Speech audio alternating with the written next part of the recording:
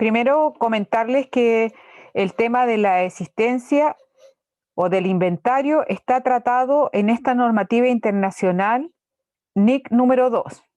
Recordemos que estos son full IFRS, que significa que estas normas están obligando a las empresas que son fiscalizadas por la Comisión del Mercado Financiero y las que se acogen voluntariamente a su fiscalización, es decir, las que hacen oferta pública de sus acciones y algunas empresas anónimas cerradas que también se acogen a la normativa de la Comisión para el Mercado Financiero. Por lo tanto, cuando se trata de IFRS PYME, encontramos una sección distinta para el tratamiento del inventario, que es la número 13. Esas normas se tratan en la asignatura normativa contable 2, donde vemos también lo relacionado con las NIC SP. Y en el caso para los servicios públicos, se acoge la normativa NIC SP número 12 del inventario. ¿Ya? Lo que nosotros vamos a revisar acá para que les quede claro es full IFRS, que la mayoría de las empresas ya comenzó el 2009, entre el 2009 y el 2012 ya estaban casi todas las empresas fiscalizadas por la Comisión para el Mercado Financiero, que son alrededor del 3% de las empresas, ya comenzaron con este tratamiento. Entonces, si bien nosotros hemos visto cómo se trata en general la mercadería, las compras, las ventas, las devoluciones, lo fundamental de esta normativa es que podamos definir con claridad cuál es el costo de adquisición o de transformación que tienen los productos que se ponen a disposición del comprador. ¿Ya? Lo primero que nos tenemos que preguntar, ¿qué es un inventario? Nosotros siempre decimos que el tratamiento es permanencia inventario, que tomamos inventario, incluso hacemos una tarjeta de existencia o un mayor auxiliar para poder dejar reflejado cuál es el inventario. Entonces, en definitiva, tal como dice aquí, vamos a tener un detalle valorizado de todo lo que tenemos en bodega o de bienes que pertenecen a la institución y que constituyen este patrimonio en un momento determinado. ¿Ya? Recordemos que no solamente la existencia es inventario, también tenemos inventario de bienes muebles, de inmuebles, y por lo tanto, en este caso particular de la NIC número 2 se refiere al inventario de las existencias, que son necesarias para la venta y también son necesarias para producir otros bienes que también se pueden vender o reutilizar dentro de la empresa. Entonces, de acuerdo a las definiciones que aparecen en la NIC 2, en este párrafo 6, dice que el inventario y la existencia son aquellos activos mantenidos para la venta en el curso normal del negocio. ¿Qué quiere decir eso? Que son corrientes. Las existencias están definidas como corrientes. En proceso de producción, el propósito de ser vendidos o en forma de materias primas o suministros a ser consumidos.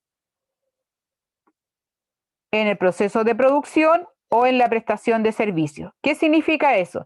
Significa que no solamente es inventario aquello que nosotros habíamos visto en Fundamentos de Contabilidad 1 y a inicios de Fundamento de Contabilidad 2 en relación a este producto terminado que vendemos, sino que también van a formar parte del inventario de la existencia aquellas materias primas o suministros que son necesarios para la producción o la prestación del servicio, y también los productos que están en procesos de producción o que aún no se han terminado, pero que tienen la característica de ser vendidos. Ese es el propósito de todo esto, que va a ser vendido o utilizado en la producción. Ustedes, como ven en costo, ya me imagino que definieron cuál era el costo de un producto, donde tenemos materia prima, mano de obra y gastos indirectos de fabricación. Entonces, la materia prima es siempre identificable con el producto Y dentro de los gastos indirectos de fabricación también tenemos materiales indirectos. Y esos materiales indirectos pueden ser estos suministros que aparecen en la existencia necesarias para la producción. Entonces, las existencias son activos corrientes.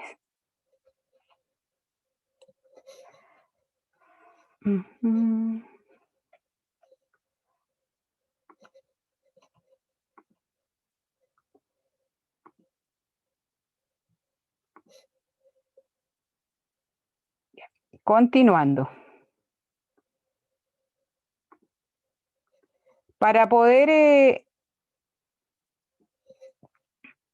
controlar este inventario, bueno, aquí también decía que en el párrafo 8 habían bienes adquiridos para su reventa, terrenos e inversiones inmobiliarias para ser vendido a terceros, productos en curso terminados, materias primas y suministro y costo de servicio de los que no se ha devengado a la venta. ¿Ya? ¿Qué quiere decir esto? Que nosotros igual podríamos tener un terreno dentro de las existencias, pero con el ánimo de revenderlo. ¿Ya? Eso no es común, pero hoy día sí, con la normativa, tanto la NIC 40 como la NIC 16, nos permite vender un componente del activo fijo. Ya que a lo mejor antes no lo veíamos en la norma nacional, pero en norma internacional sí lo vemos. Vamos a ver que no se me vuelva a quedar pegado. Ya, como les decía, nosotros tenemos que considerar que el inventario, ¿por qué es importante? El inventario es importante porque genera flujos de entrada y salida constante. Y eso es fundamental para las empresas porque corresponde al mayor ingreso que tienen las empresas, la venta de sus productos. Y tal como dice allí, que si no hay producto, no hay venta y por lo tanto tenemos un problema. Hoy día, con el tema de la pandemia, muchas empresas se vieron en dificultades para poder hacer la producción o la venta de sus propios productos. ¿Por qué? Porque los proveedores, aquellos que les vendían las materias primas, no estaban en el mercado o bien no tenían stock, producto de que en el ciclo de la producción no todos estaban trabajando como se esperaba. ¿Ya? Y por lo tanto, para algunas empresas significó baja considerable de las ventas durante este periodo. Y por supuesto afectó el tema de los ingresos. Y por esa razón, hoy, el día de hoy se han hecho propuestas de otorgar bonos, de otorgar beneficios, de otorgar facilidades para el pago de las contribuciones, de los préstamos hipotecarios, de consumo y otros aspectos que han sido considerados para poder reflotar a las empresas que estaban casi en quiebra. Nunca es suficiente, todo el mundo se queja el día de hoy que no recibe los bonos o que no es sujeto de beneficio, pero hay que ver también el vaso medio lleno, que igual hay gente que ha recibido y que ha podido utilizar esos recursos. ¿Ya? Ojalá ninguno de nosotros haya tenido grandes necesidades y que haya tenido que incluso ir a trabajar para poder sobrevivir este último tiempo. ¿Ya? Continuando con el tema del inventario, por supuesto también significa una gran administración, es un activo susceptible del deterioro. Si hay una inundación, hay un incendio, inmediatamente ya va a desaparecer el inventario y por lo tanto va a haber una baja en el patrimonio de la empresa. También hay empresas que gastan mucho dinero en tratar de administrar en forma segura, tener un espacio para ello, porque todos los inventarios significan bodega. Por eso los servicios personales son los más apetecidos, porque en el fondo yo no tengo que estar en una bodega inventariando servicios profesionales, ¿verdad?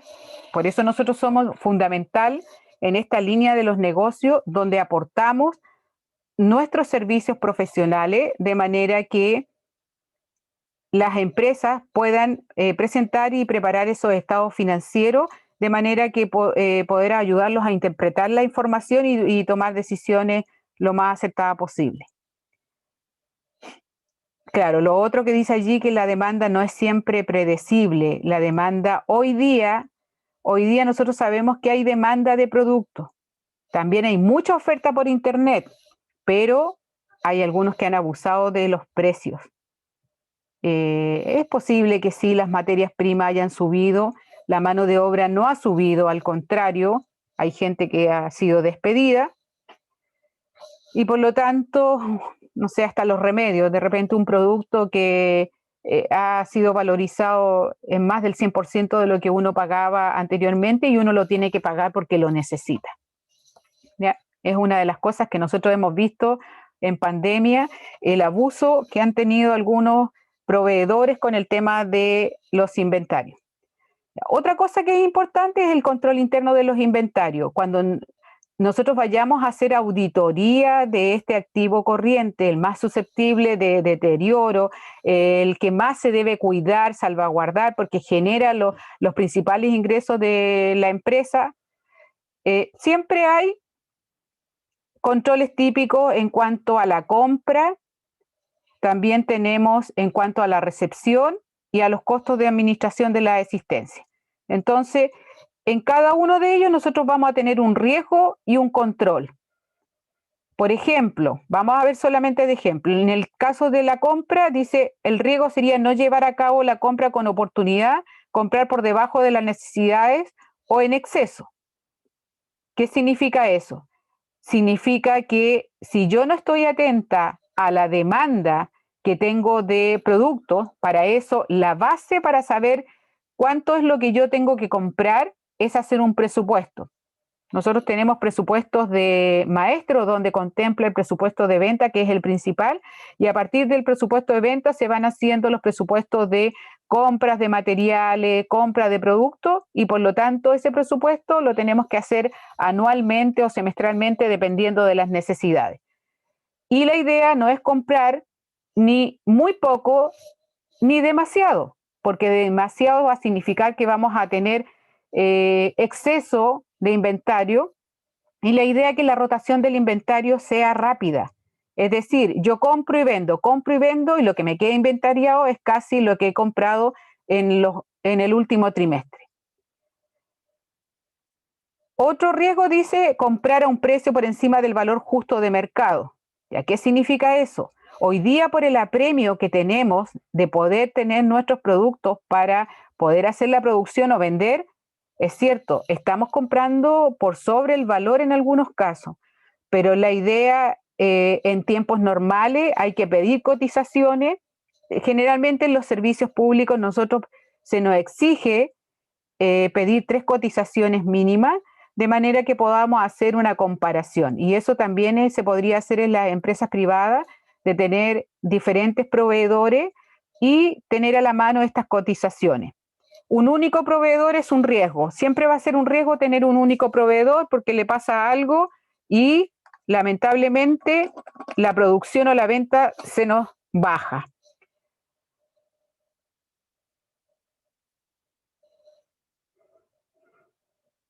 Ya.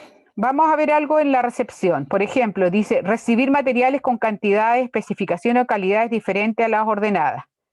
Ya. Es cierto, nosotros podemos solicitar las órdenes de compra, nos llegan los productos, lo verificamos con las órdenes de compra o las guías de despacho o con la factura y nos damos cuenta de que efectivamente me mandaron algo que no correspondía. Y por supuesto lo que corresponde es devolverlo. Por lo tanto, quienes tienen que hacer ese trabajo son los encargados de la bodega o los encargados de las adquisiciones, de manera de poder hacer estas devoluciones y tener las notas de crédito correspondientes. Otro podría decir no registrar apropiadamente el tipo y cantidad del material recibido. ¿Qué significa eso? Puede ser que igual nosotros cometamos errores en el registro, combinemos de repente materiales A y B en una misma tarjeta, lo que decíamos nosotros que cada producto tiene su tarjeta, hay grupos homogéneos que usted los puede juntar, pero siempre que sean del mismo tipo. Otro, en la administración de la existencia podríamos tener pérdida por robo o extravío del material en el almacén. Ahora, ¿qué significa eso? Que a la bodega no entra cualquiera. Incluso hay empresas que tienen encargado de bodegas, que se llaman los bodegueros o pañoles. Por lo tanto, hay que tener todo un protocolo para que una persona entre a la bodega, el acceso restringido, hay registros de entrada y salida tanto de personas como de los materiales, y por eso es fundamental el tema de la tarjeta de existencia. Ahora, el encargado de bodega, cuando tomemos el inventario físico, a él lo vamos a responsabilizar por el tema de cualquier pérdida o faltante de inventario. En primer lugar, porque él era el encargado. Después, en la revisión o en la investigación o en el sumario que se realice, es posible que podamos encontrar a los responsables. ¿Ya? Pero en primer lugar, la empresa asume la baja, y es por eso que nosotros hemos realizado el castigo de la existencia a través de los faltantes de inventario o las mermas cuando se han echado a perder. Ya, eso es en general del tema de auditoría y de control interno de los inventarios. También tenemos otros controles en el caso de la producción y en el consumo de materias primas y las salidas para las ventas. Nosotros sabemos que tenemos que tener un control de todo lo que vamos produciendo. ¿Por qué? Porque de la tarjeta de existencia, como lo vamos a ver en un ejemplo, hacemos la salida del material para producción, pero después tenemos otra tarjeta de existencia donde hay un producto terminado, donde debemos hacer el ingreso del producto que se va a vender, y por lo tanto tenemos que hacer un control sobre eso. Son súper importantes las órdenes de producción ustedes están viendo orden específica, en esa orden específica dice cuánto es el material que se requiere o los suministros, y por lo tanto eso se va al encargado de bodega para que les haga el traspaso. O sea, él no solamente les va a sacar el material físicamente, sino que además tiene que utilizar un control sobre esa salida, y por supuesto también de las entradas, porque puede ser que la misma unidad de producción devuelva por no corresponder a lo solicitado o porque le sobraron simplemente. Ya. ¿Cuáles serían como los conceptos que están asociados al inventario y que ustedes lo han escuchado? Que son los costos directos, la obsolescencia o valor de mercado o valor justo o valor razonable. Entonces, generalmente cuando se habla de costos directos, se habla costo de todo aquel bien o servicio que contribuye a y es directamente identificable con el producto o el servicio que yo estoy prestando. En ese caso, nosotros le llamamos materias primas directas o mano de obra directa. Es decir, los costos directos constituyen los dos primeros elementos fundamentales en la producción o prestación de un servicio, las materias primas y la mano de obra directa. No sé si alguien quiere hacer algún comentario de lo que han vivido en costo.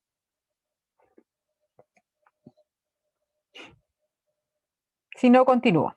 El tema de la obsolescencia, nosotros lo hemos visto como una pérdida del valor de la existencia. Nos dimos cuenta que a través del valor neto realizable, comparado con el valor contable, nosotros podíamos identificar una baja en el precio, un deterioro del inventario. La tecnología nos deja rápidamente fuera de uso algunos elementos, y por lo tanto hay que estar atento a esta estimación de valor que podamos hacer del BNR. Y también el valor de mercado, porque nosotros tenemos que reponer la existencia o los inventarios.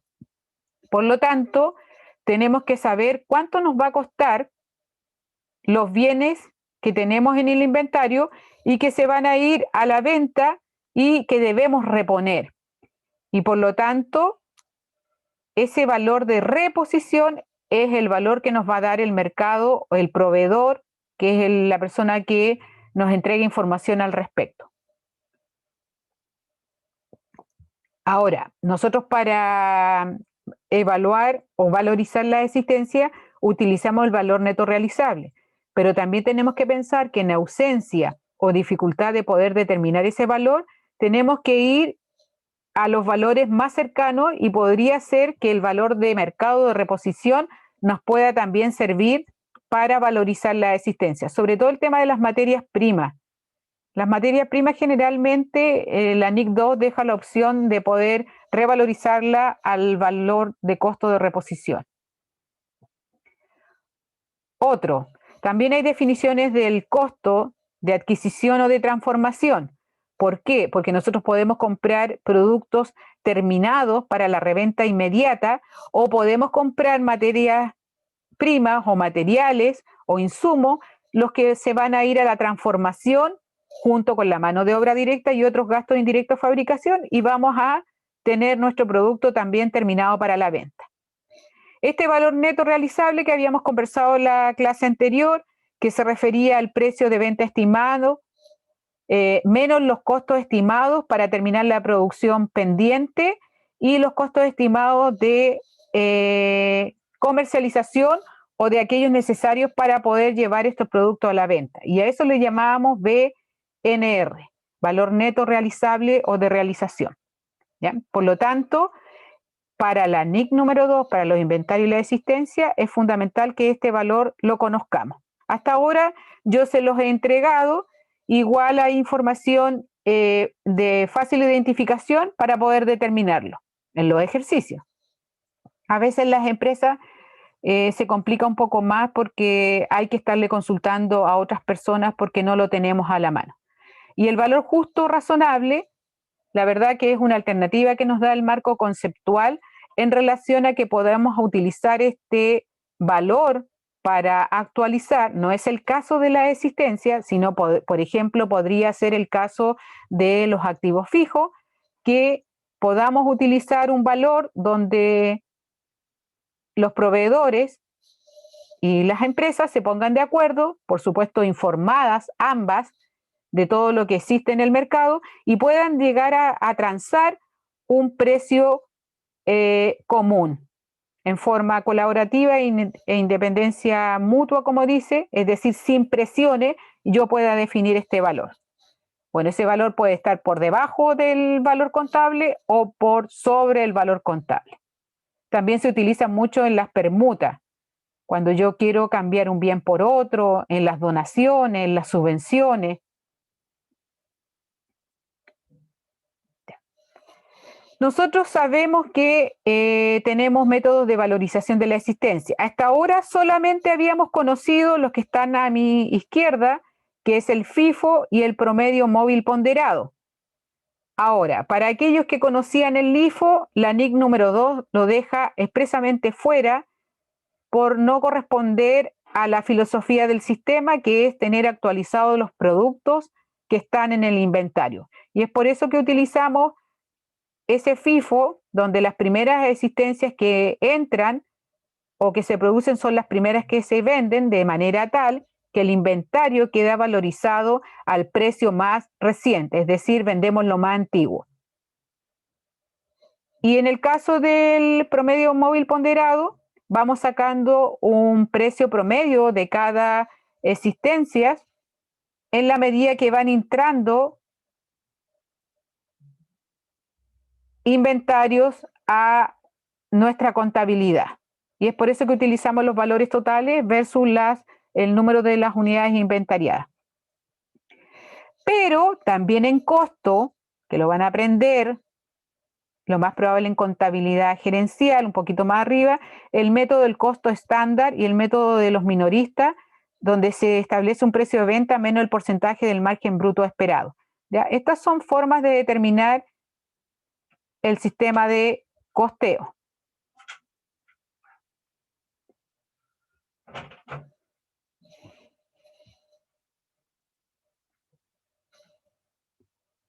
Me esperan un minutito.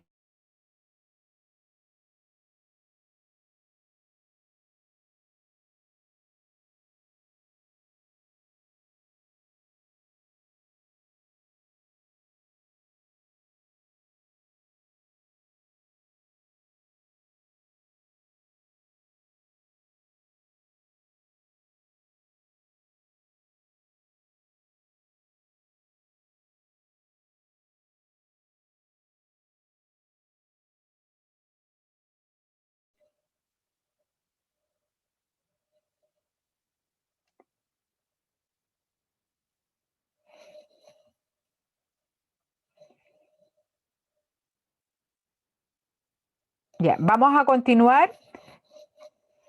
Como les decía, existen estos métodos de valorización. Nosotros en Fundamentos de Contabilidad 1 y 2 repasamos el tema del FIFO y del promedio móvil ponderado. Después en Normativa Contable 1 volvemos a insistir en estas formas de valorización.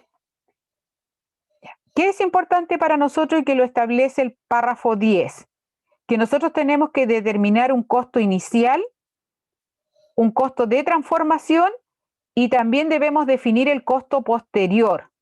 Ya, por lo tanto, la semana pasada nosotros estuvimos haciendo algunos ejercicios para determinar el costo de adquisición, más otros costos asociados a esta adquisición, como son los fletes, los embalajes, los seguros. ¿Qué más vimos?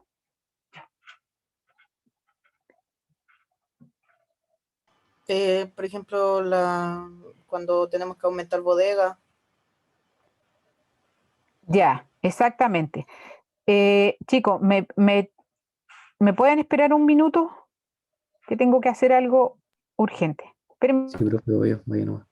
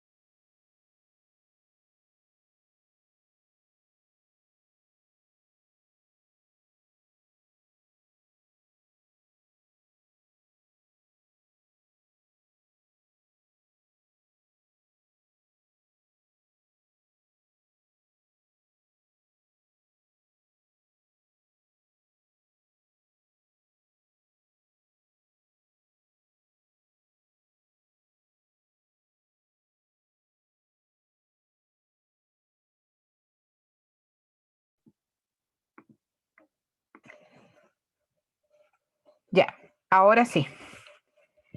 Ya voy a continuar porque he estado media dispersa, pero ahora ya me voy a concentrar. Ya. Entonces, decíamos que la semana pasada nosotros habíamos estado haciendo algunos ejercicios para poder determinar el costo inicial y hasta ahora habíamos solamente registrado el documento factura inicial con su costo histórico, pero después aprendimos que habían costos como el seguro, el flete, el embalaje, el tema de las transformaciones, adecuaciones, que son costos asociados a la compra. Y por lo tanto, nosotros los teníamos que identificar. ¿Y hasta qué minuto decíamos? Hasta el minuto en que se disponen a la venta o que se disponen para ser utilizados. Eso es súper importante porque después de ese plazo, de esa línea de tiempo, nosotros podemos hacer una línea de tiempo de asociación de costos y después de ese plazo que hemos definido, ya sea porque van a quedar disponibles para el uso o porque los vamos a vender, los costos que se desembolsen o que se originen posterior a ese plazo van a ser considerados gastos de administración. ¿Ya? Ahora, en la transformación se refiere a lo que estábamos hablando de cuando hay producción, las materias primas, más la mano de obra directa y más estos costos indirectos de fabricación. Ahí también determinamos el costo histórico y establecemos mecanismos como el costo estándar o el de minorista que habíamos comentado. Ahí sería ideal después que comente con el profesor o la profesora que le hace costo respecto a estos modelos o métodos. Yo creo que sí los van a ver allí. Y posteriormente, una vez que ya nosotros tenemos registrado, hemos vendido, hemos comprado nuevamente, hemos reparado, al término del ejercicio tenemos que hacer una evaluación de los bienes que están en el inventario y que creemos que están sobrevalorados. Y es por eso que determinamos el valor neto realizable.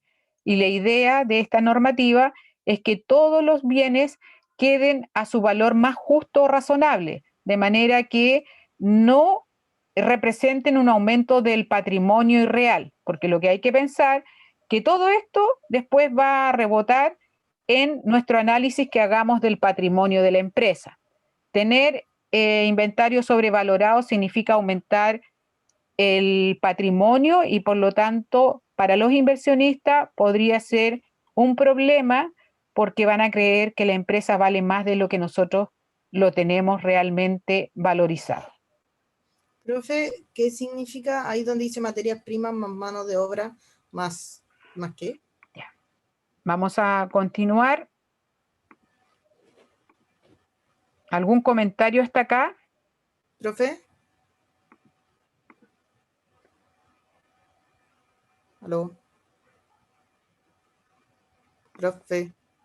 Vamos a recordar un poco lo que vimos la semana pasada de estos costos iniciales de... Profe. Y hay un chat. ¿Profe? Creo que de nuevo no nos escucha. ¿Profesora? Profe. Ah. Profe. Marco, Parece que es dígame. mal. Paulina Fuentes le hizo una pregunta, pero no la escucho, parece. Pauli, dime. Profe, ¿me escucha? ¿Mm? Ah, que delante no me escuchó, yo le estaba hablando. Disculpa, Pauli. Ya. Oiga, Sí. profe, que delante cuando decía en el inventario, o sea, en la medición de transformación, Ya, me decía, devuelvo. decía materias primas más mano de obra más ¿qué significa eso? Más CIF. Costos indirectos de fabricación. Ah, ya, perfecto. ¿Ya? Ahí, o sea, yo vuelvo a ajustar el costo de mis productos. O sea, puedo agregar, ahí es donde agrego los costos de mano de obra. Sí, por ejemplo, si nosotros tuviéramos que producir un producto, por ejemplo, en órdenes específicas, ¿qué están fabricando? Estamos fabricando. ¿Qué estamos fabricando? No. Ya, pensemos en que vas a fabricar una mesa. ¿Cuál sería tu materia prima? Madera. ¿Ya? ¿Y la mano de obra directa? El compadre que me va a armar el mueble. Ya, es decir, las horas hombre del carpintero en este caso, ¿cierto? Sí. Pero, Sí. ¿y qué considerarías como materias indirectas o mano de obra indirecta? ¿Qué se te ocurre que hay otra cosa que pueda ser común a todo lo que tú fabriques en esa mueblería?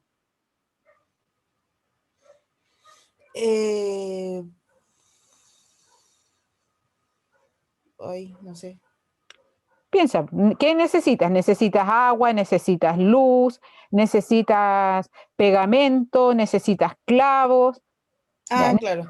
También de determinar cuánto del sueldo de la secretaria, del gerente, está también indirectamente apoyando esta transformación. Por eso nosotros dentro de los CIF, que son los costos indirectos de fabricación, consideramos las materias indirectas o los materiales indirectos, que sería el agua, los pegamentos, los clavos, y aquello que es mano de obra indirecta, en este caso de la secretaria o el gerente, y otros gastos indirectos de fabricación. Por ejemplo, la depreciación de las maquinarias que tú utilizas para fabricar esa mesa. Tú utilizas una maquinaria no solamente para hacer una mesa, también la vas a utilizar para hacer una silla, un sillón. Entonces, parte de ese gasto de depreciación también tenemos que llevarlo al costo del bien.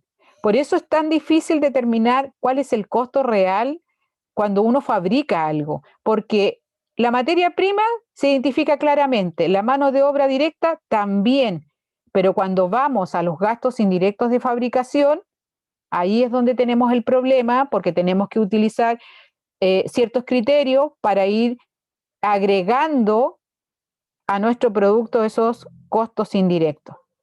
¿Ya? Pero es así. Por eso Eso es lo que estamos viendo en el sistema de empresarios, costeo. ¿tú sabes cómo calculan los pequeños empresarios algunos? Por ejemplo, a veces ellos pesan, no sé, pensemos en un suéter. El suéter se hace o el chaleco se hace con lanas, con hilos. Ya. Algunos de ellos lo que hacen una vez que terminan el producto, lo pesan. Y supón tú que han gastado en materiales 100 y lo pesan y asocian el peso con el precio del material. Y ahí van calculando si pesa 2 kilos, 3 kilos, lo van asociando a los kilos de materiales. Pero eso es incorrecto porque dejaron fuera la mano de obra y dejaron fuera otros gastos indirectos de fabricación. Puede ser que esa cosa, al ojímetro que hacen, les pueda determinar un precio por sobre o por bajo lo que realmente está definido. Por eso, cuando ustedes trabajen en los TIPE, la gran demanda de los microempresarios es el tema del costeo de sus productos. Y es ahí donde los estudiantes de auditoría prestan su asesoría y los servicios para que estos microempresarios puedan determinar en forma fiable los costos de producción.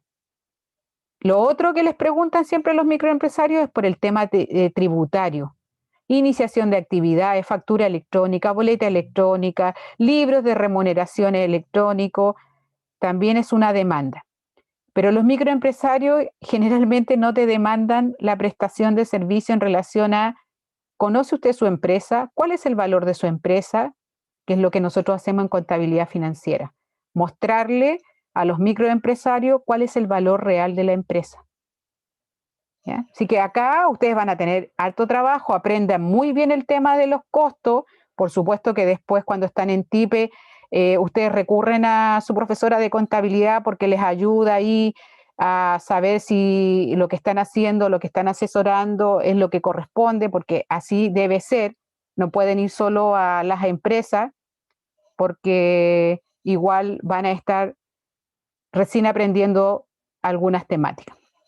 Pero es súper interesante, yo creo que esa ayuda a la comunidad que se hace en forma gratuita, los hace crecer a ustedes como estudiantes y futuros auditores y a ellos también porque son muy agradecidos de lo que nosotros le podamos entregar. yo espero ya luego el segundo semestre adicionarme a los cursos de TIPE y volver a trabajar con los microempresarios. ¿Ya? Así que bienvenido a todos los que quieran hacer ese trabajo.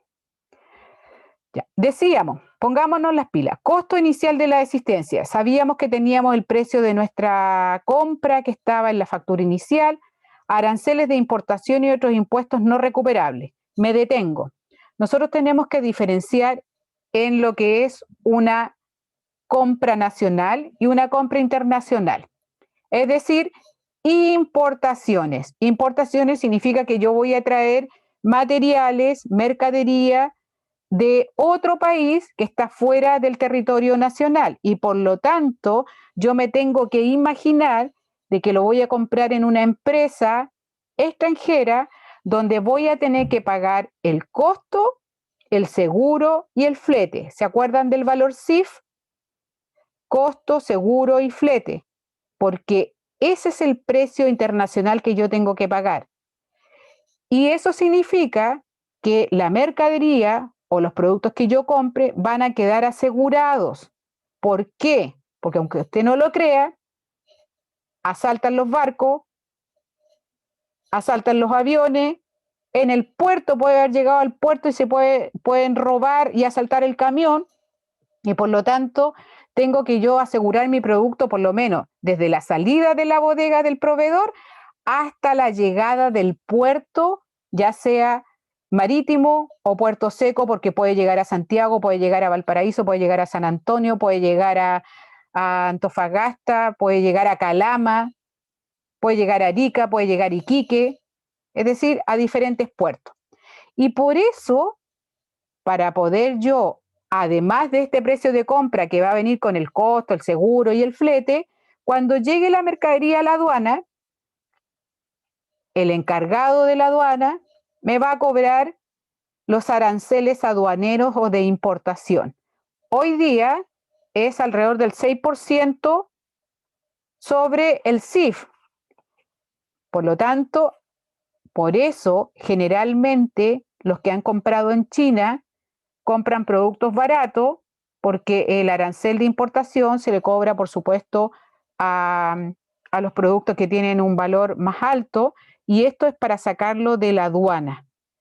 Y bueno, todos debiéramos comprar de esta forma, pero igual hay gente que compra y que le llega directamente a su domicilio, pero yo les tengo que decir que si usted compra un computador o compra una tablet, va a depender del valor, y la misma persona que le va a venir a entregar a su casa el producto va a traer una maquinita, que es un tema electrónico, y le va a cobrar este arancel. Y también le va a cobrar el IVA correspondiente. Ahora, cuando yo pago IVA en el extranjero, porque también ellos me pueden cobrar un impuesto que se llame IVA o similar, yo me voy a tener que dar cuenta cuánto es lo que me está cobrando. Porque si a mí me cobra, por ejemplo, ¿cuánto pagamos de IVA acá en este país? 19%. ¿Ya? ¿Y qué sucedería si yo en la India pago el 25%? ¿Cuánto voy a recuperar acá? ¿El 25 o el 19? ¿El 19? Ya. Entonces, ¿qué puedo hacer con la diferencia que se me pueda producir entre el 25% que yo pagué en la India y el 19% que voy a recuperar en Chile? Ese 6% es lo que se denomina acá impuesto no recuperable. Y la normativa me da la opción de aquello que yo no voy a recuperar en mi país, lo agregue al valor de la existencia. Por esa razón, nosotros vamos a encontrarnos con que las existencias tienen el precio de la factura, el valor CIF, el gasto aduanero, más los impuestos no recuperables. Ahí tenemos ¿Todo tres eso cosas, se lo agregamos al costo? todo al costo. Y además, una vez que llegue a la aduana, usted se va a preguntar, bueno, ¿y quién me va a ir a entregar los productos a la empresa? Es decir, ahora tengo que pagar un transporte desde la aduana hasta la bodega de la empresa, ¿cierto? Entonces, ese transporte que es nacional también lo puedo imputar al costo de mi existencia. Y me dice otros costos directamente atribuibles a la adquisición de las mercaderías, los materiales o de los servicios. Por ejemplo, yo puedo pagar un seguro. Para proteger mi mercadería, yo compro un seguro, porque puede haber un incendio, una inundación, y ese seguro que voy a pagar también va a formar parte de este bien. Y lo otro que habíamos conversado, que si las bodegas necesitan hacerles cambios y readecuarlas y para darle una nueva condición a esos materiales y protegerlos, todo en el sentido de salvaguardar los activos y tener una buena ubicación de las bodegas, sobre todo cercano a las unidades de producción, que el empleado o el trabajador no tenga que recorrer kilómetros dentro de la misma empresa para poder obtener una mercadería, que también eso es importante porque es pérdida de tiempo. Por lo tanto, nosotros vamos a tener este precio de compra, los aranceles, los impuestos no recuperables, el transporte, seguro, gastos de adecuación, todo eso va a formar parte del costo. Entonces, si usted antes creía que solo el precio de compra que venía en la facturación inicial era lo que le correspondía al costo de la existencia, bueno, en ese minuto éramos ignorantes porque no conocíamos la norma 2, pero hoy día que la conocemos, nosotros tendríamos que decirle a nuestro microempresario o empresario que va a solicitar la asesoría, un momento, tendría que decirle usted, la forma correcta de determinar el costo de sus inventarios es lo que establece la NIC número 2. O, en el caso de los microempresarios, la sección número 13 de los inventarios, o la NIC SP12 en el caso de los servicios públicos. Son muy parecidos, pero esta es la forma que se establece para las grandes empresas.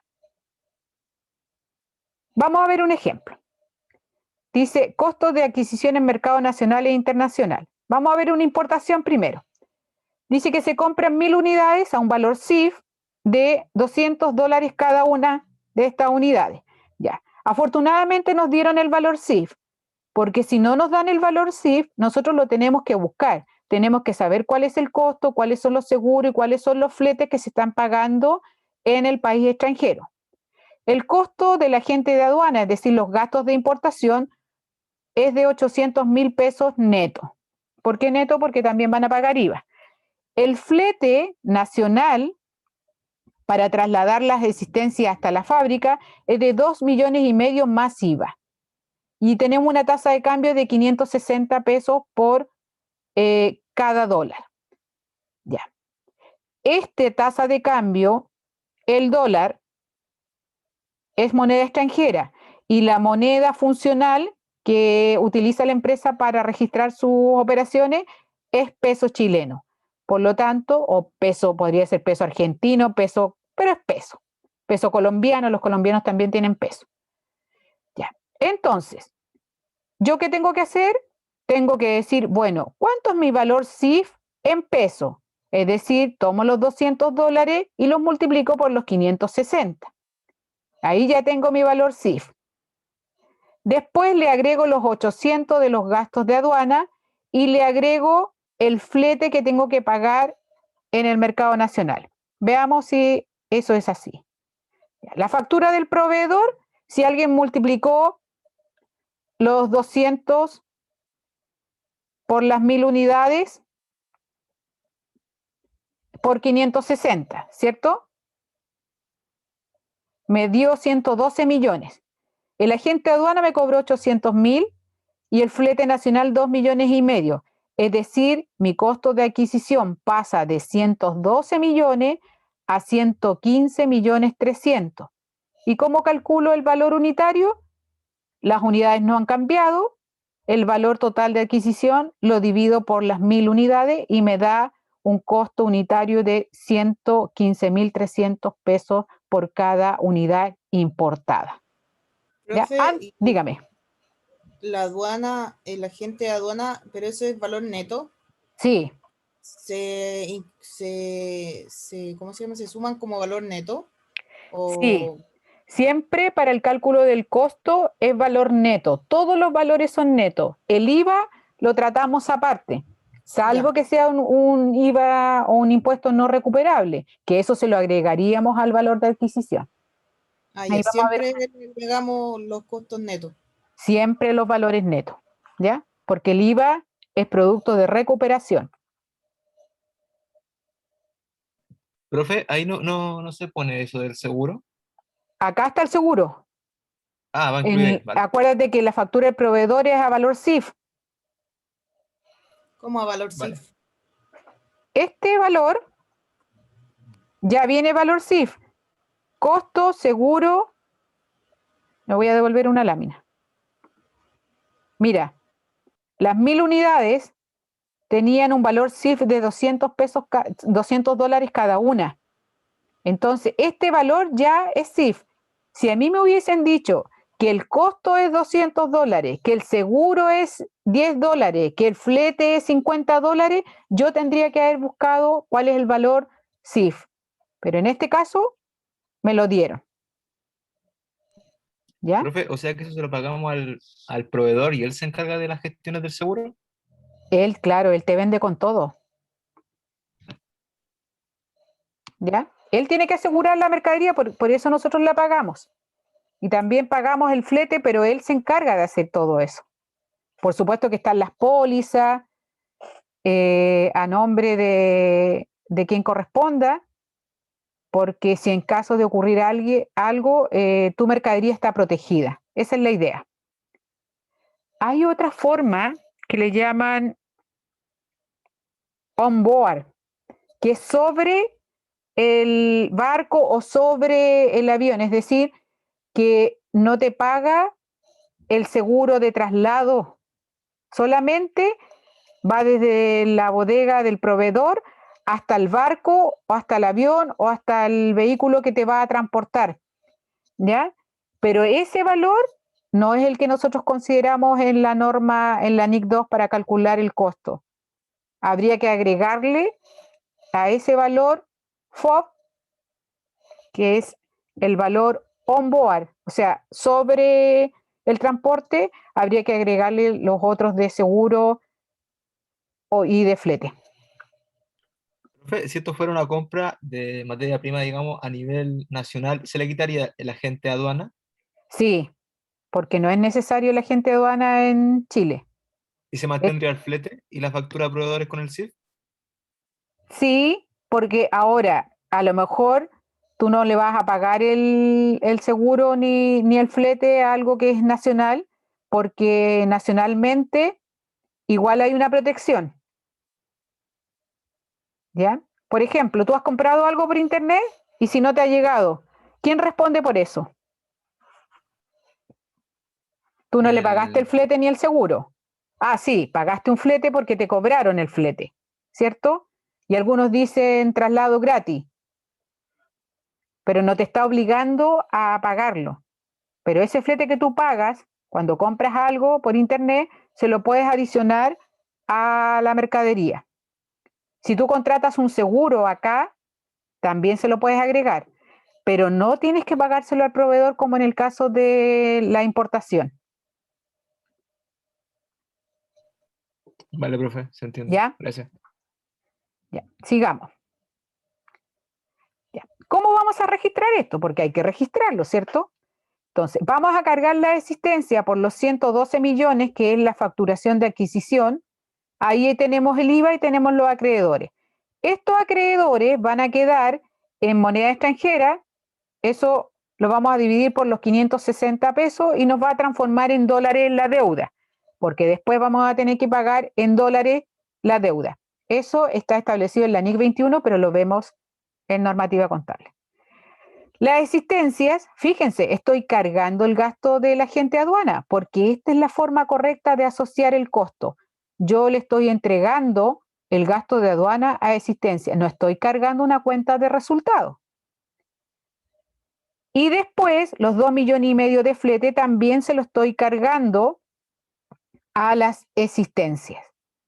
Por lo tanto, de esa manera, 112, 800 y 2500 forman parte de la existencia y nos daría este valor de 115.300.000 con un costo unitario de 115.300 pesos por unidad. ¿Ya? Aquí tenemos una nota. También podemos encontrar que los impuestos asociados sean irrecuperables y estos pueden ser asociados a la existencia. Por ejemplo, que se pague el 25% en el extranjero y solo hay recuperación del 19% en Chile, que es lo que habíamos comentado. Si fuese así, el 6% tendríamos que sumarlo a las existencias también. ¿Ya?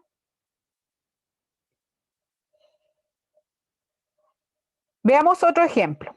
Dice, una empresa adquiere una nueva maquinaria electrónica para su proceso productivo, en lo cual incurren los siguientes costos. Factura valor neto, 110 millones, seguro 3 millones, flete 1.100.000, instalación 5 millones y capacitación del personal 900.000. Entonces, la capacitación también la podemos agregar como costo. Ya, eso es lo que hay que preguntar. De todos estos gastos, yo asocio la factura inicial, el seguro, el flete, la instalación, pero me tengo que asegurar que todos estos costos que están asociados aquí se cumplan dentro del límite de tiempo que establecí del momento en que compré hasta que lo voy a poner a disposición para la venta o para ser utilizado. En este caso, para ser utilizado. Pero el gasto de capacitación, aunque esté dentro del periodo que hemos mencionado, ese periodo sustancial para que la mercadería o lo que compremos quede disponible para la venta o para ser utilizado, expresamente la NIC 2 deja fuera la capacitación del personal y algunos gastos administrativos que no se relacionan directamente con la adquisición de los bienes. Entonces, si yo me pregunto, ¿cuál será el costo de adquisición? No sé por qué.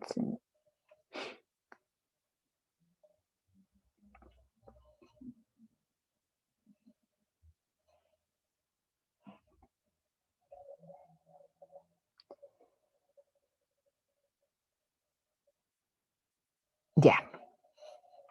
Aquí dice que el costo va a ser 110, 3 millones, 1.100.000, 5 millones.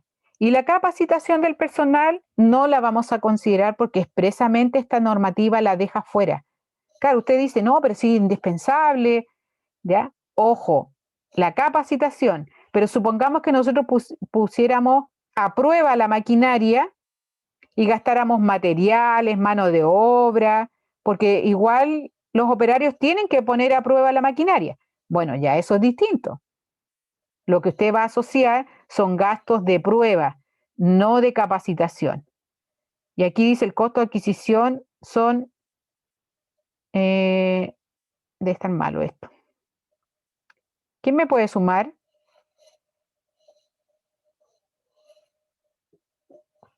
Me da 110. A ver, y si hubiese sido 3, 4, 9... Ah, estos son los costos asociados, los 9.100.000 más 110.000. Me voy a saltar aquí. Le vamos a poner costos asociados. Y ahí son los seguros, los fletes, instalación. Ojo que la instalación tiene que estar fuera, dentro del periodo. Y aquí le vamos a colocar el costo inicial es de 9.100.000 más 110 millones. ¿Cuánto me da?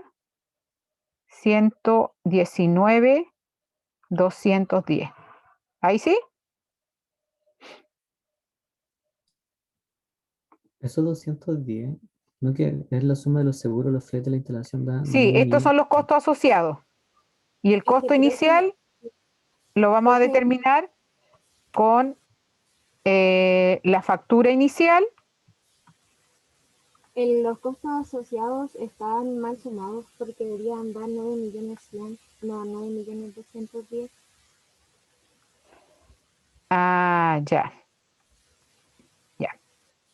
Entonces estos son 9.100.000, ¿cierto? No sé dónde Sí, habré ahí. sacado lo otro. Ya. Más costos asociados. Por eso es bueno revisar. Vamos a ver aquí un poquito más arriba eso. Ya. Entonces, los Profe, costos esos 9 asociados, millones 100, ¿de dónde salen?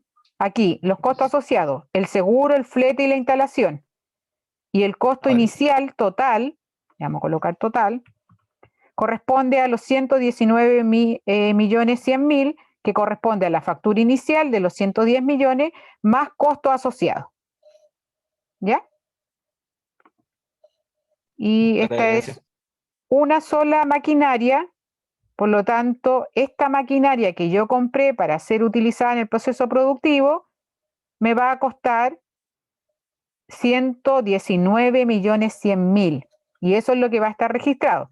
Y después la tendré que revisar para saber si es su valor real o no. Ya. Continúo. En el tema del costo de la transformación, ustedes han visto que nosotros tenemos que definir cuáles son los costos directamente relacionados con la producción. Y ahí teníamos la materia prima o materiales directos, que son esos. La mano de obra directa, la que directamente está relacionada con la producción. En este caso del carpintero, nosotros veíamos que la persona que fabrica la mesa, su remuneración está directamente relacionada con la fabricación de esa mesa. ¿Ya? Los costos indirectos de fabricación, que dijimos SIF, esto se confunde con el costo de seguros y flete. ¿Ya? También le podríamos llamar gastos indirectos de fabricación, para que no se confundan.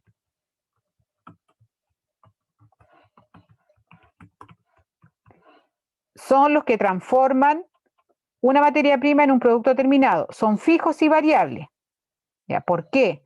Porque también va a depender de la producción. ¿Sí o no? Por ejemplo, la remuneración, ¿es un costo fijo o un costo variable? Es fijo. Es fijo, Costo porque fijo. independiente de lo que yo produzca, tengo que pagar las remuneraciones, ¿cierto? Ya. Ahora, el costo de la luz, ¿es fijo o variable? Variable.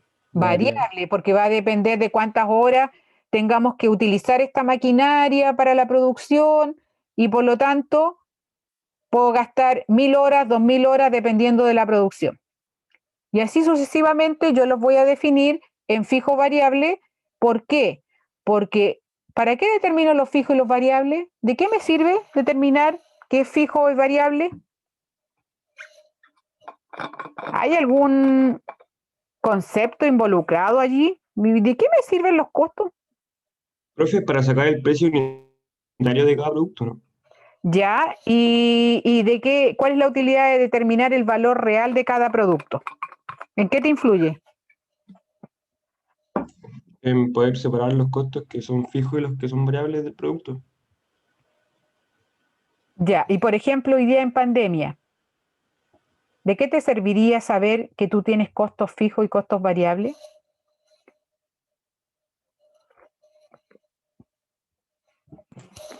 Para el presupuesto, como dijo antes, ¿no? Para tener un Ya, presupuesto de lo que utilizar pasa, esto. ¿ustedes han escuchado hablar algo de los puntos de equilibrio? ¿Cuál sería la fabricación promedio que yo debiera tener, o de la venta promedio que debiera tener para cubrir los costos? Y lo primero que uno tiene que cubrir son los costos fijos, ¿no? Sí, pues yo, por ejemplo, ahora, aunque no esté produciendo, voy a tener que seguir pagando arriendo de bodega o si es que tengo que pagar alguna cosa. Exactamente. Yo tengo todo mi stock ahí en mi bodega, tengo que pagar la remuneración del bodeguero, tengo que pagar a lo mejor arriendo la bodega, tengo que pagar el arriendo, a lo mejor arriendo la empresa entera, tengo que pagarlo. Entonces uno dice, ¿y cuánto es lo que tengo que vender o producir para que esos costos fijos puedan ser cubiertos con los ingresos que voy a generar? Por eso, cuando uno hace un presupuesto, uno tiene que decir, le tengo que pagar al bodeguero, le tengo que pagar al carpintero, tengo que comprar estos materiales, tengo que pagar agua, luz, teléfono, internet.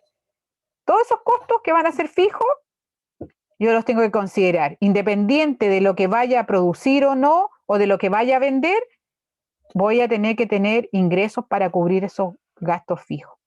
Por eso, cuando nosotros revisamos los estados de resultados, siempre nos fijamos en los gastos de administración y de distribución, porque es allí donde podemos echar mano para poder determinar si pueden bajarse o no.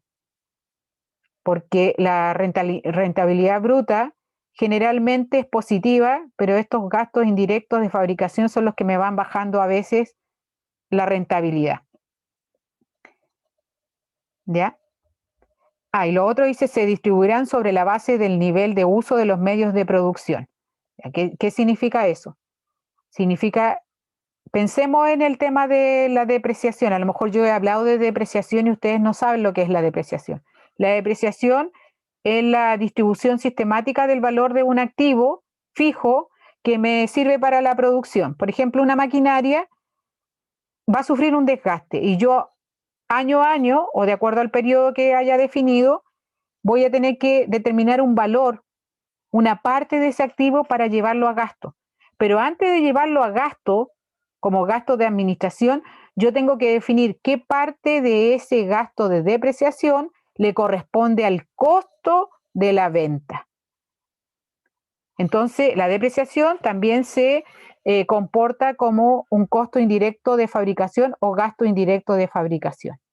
Las amortizaciones de los intangibles. Pensemos que tenemos una patente, una franquicia internacional, que hemos pagado 5 o 6 años por esa franquicia y cada año tenemos que llevar una parte de esa franquicia a gasto indirecto de fabricación o gasto de administración.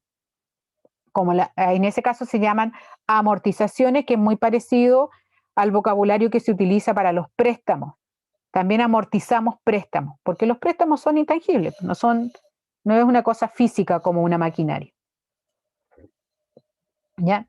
Eso es súper entretenido. Búsquenle ¿cómo decirle? Siéntanle el gusto al tema del costo, pensando en que usted está determinando el valor real de lo que está produciendo, de lo que va a vender, y por ende va a acercarse con mayor precisión a las utilidades. Paguemos impuestos, sí, pero paguemos impuestos de lo que realmente hemos generado como utilidad. ¿Ya? Es importante.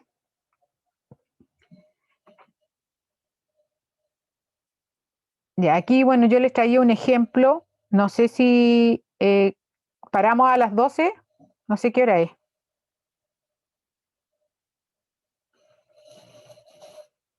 Ya. Veamos aquí a ver si se acuerdan algo de costo.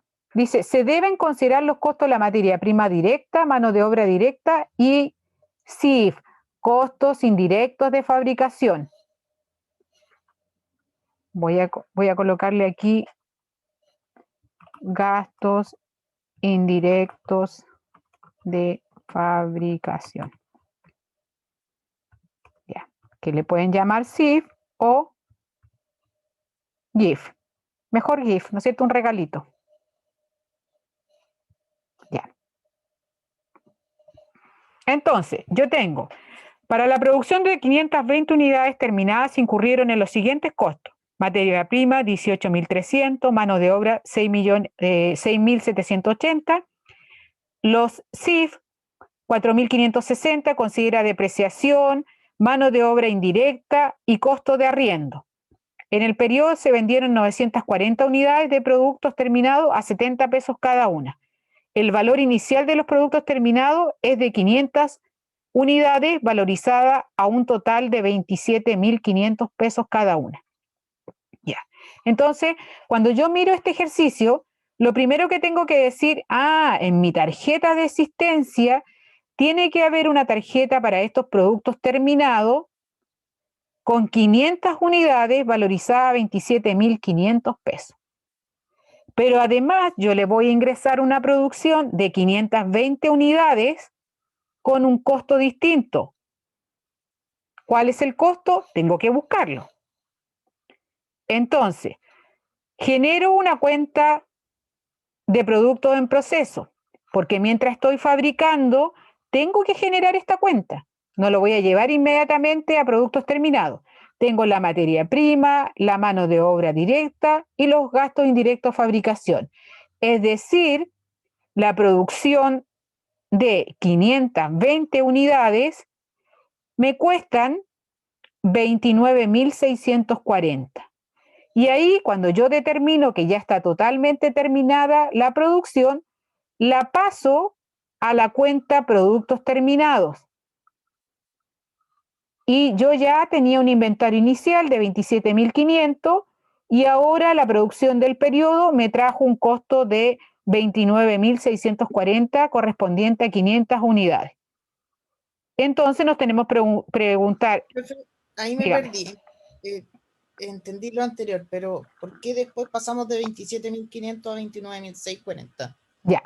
Estos 27.500 es el inventario inicial que viene de arrastre, que son 500 unidades valorizadas a 27.500. ¿Ya?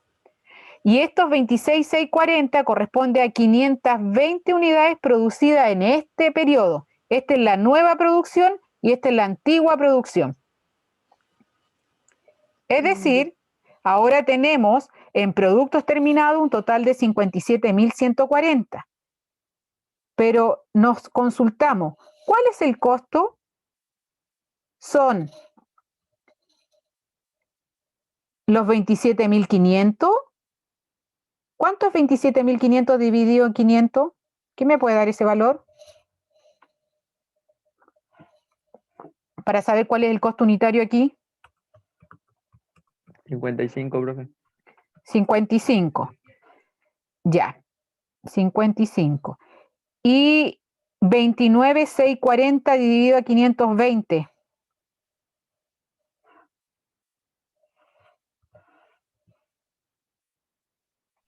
57. ¿Cuánto? 57. 57. Aquí le vamos a poner entre paréntesis los 55. Ya. Y esto, 57. Es decir, la producción antigua está valorizada en 55 pesos cada unidad y la producción nueva de este periodo tiene un valor unitario de 57. Es decir, subió 2 pesos de un periodo a otro. Entonces ahora nosotros nos tenemos que preguntar, ¿a qué precio voy a vender de costo si yo tengo dos precios distintos? Entonces para eso nosotros utilizamos la tarjeta de existencia. Acá está el inventario, 500 por 55, 27.500. Miren, ingresamos la producción, 520 unidades a 57, 26.640, y ahora nos encontramos que tenemos 1.020, es decir, las 500 más las 520, y sumamos el costo inicial más la producción, que eran los 57.140. ¿Y alguien me puede decir cómo determiné los 56,02? El total dividido Usa el por promedio. los... Exactamente. El total, 57.140 dividido a 1.020. Y ahí obtengo mi valor promedio. Este Profe. sistema, sí, Paulina, o Christopher, ¿qué? No, yo, Paulina. ¿Cómo registro yo mi tarjeta de inventario mientras todavía no termino de asociar costos? Porque yo me imagino que en la tarjeta de inventario registro una vez que entrando ya mi materia prima, yo mientras no le asocie el resto de los costos, ¿cómo voy actualizando eso en la tarjeta de inventario? Ya, buena pregunta. Ustedes utilizan por orden específica. ¿qué utilizan para la orden específica? ¿Qué documento? Para ir incorporando los costos. ¿O no utilizan nada? Tienen que utilizar algo. Voy a sacar la chaqueta. ¿Qué utilizan? ¿Dónde dejan registrados estos 18.300, 6.780, 4.560?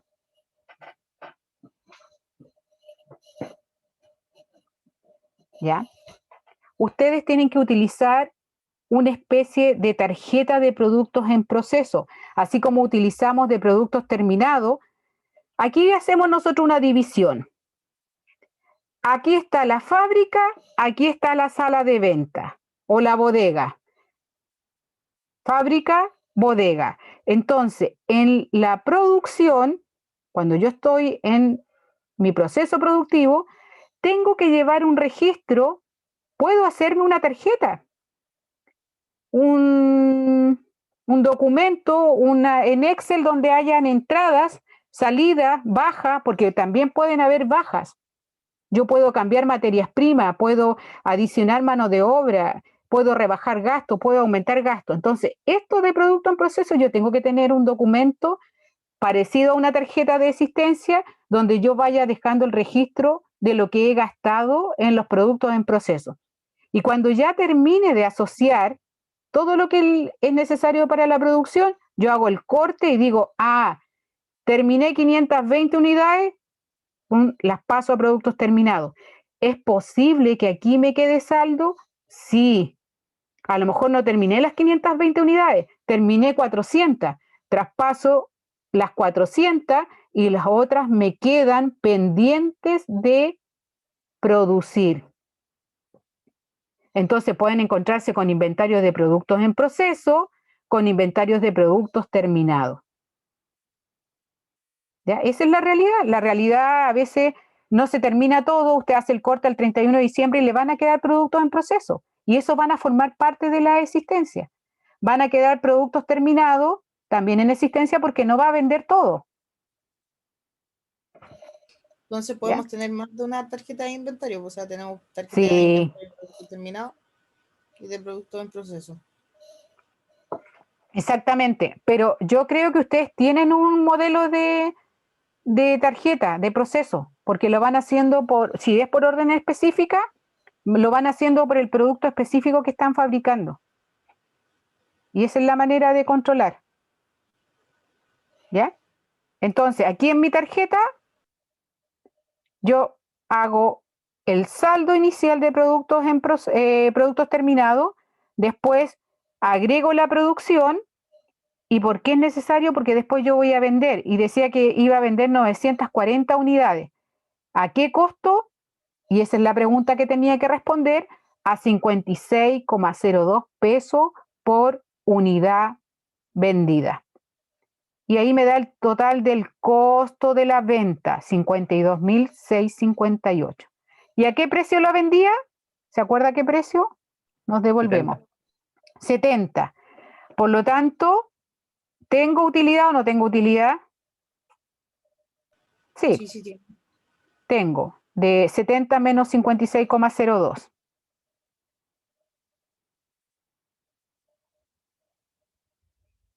Ya. Supongamos que yo hubiese utilizado el FIFO ahora.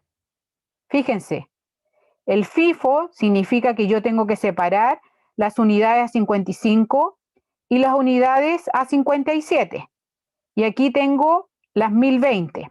Pero cuando venda, como tengo que vender las antiguas, en primer lugar vendo las de 555 y las 440, que es la diferencia, las vendo a 57. ¿El costo me da distinto o no me da distinto que en el método PMP? Sí, en este me dio 52.658 y en este me dio 52.580. Es decir, a través del FIFO yo tengo un menor costo que a través del método promedio móvil ponderado. ¿Y por qué me da eso? Entonces yo voy a tener diferentes utilidades y voy a tener que pagar diferentes impuestos. Acá está. tengo esta valorización de la existencia. Dice que por promedio móvil ponderado tengo 4.482 y por fijo 4.560. Entonces, fíjense acá. Si yo calculara los ingresos por venta, la venta no me va a variar porque las unidades que yo he vendido están a 70 pesos cada uno. Pero ¿dónde tengo la diferencia? La diferencia la tengo en el costo de la venta. Este es el promedio y este es el FIFO. Y tengo margen de contribución también con diferencia. Entonces, ¿cómo arreglo todo esto de las diferencias? ¿Cuál es la gran solución que nos entrega la NIC 2 para poder corregir estas diferencias que se puedan producir por la utilización de un método promedio o de un FIFO? Para eso vamos a utilizar el BNR, ¿ya? Que es la medición posterior, el menor valor entre el costo contable o el valor contable y el valor neto de realización, ¿ya? Ya no importa el método que utilicemos, porque los dos están autorizados por la NIC número 2, pero después, posteriormente, cuando yo determine si los bienes están sobrevalorados, ahí cualquier diferencia me la va a equilibrar de manera que la utilidad que se genere como base para el pago del impuesto a la renta sea la misma. ¿Ya? Vamos a dejar hasta aquí, vamos a dejar descansar unos 15 minutos. Nos queda eso y vamos a comenzar con los ejercicios. ¿Ya? Y ahí los voy a distribuir en sala. Tengan a la mano la primera era de 10 casos. La primera guía. Vamos a buscar aquí.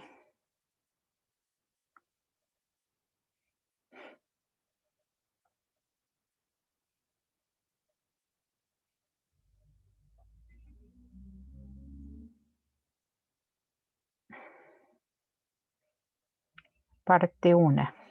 A ver aquí.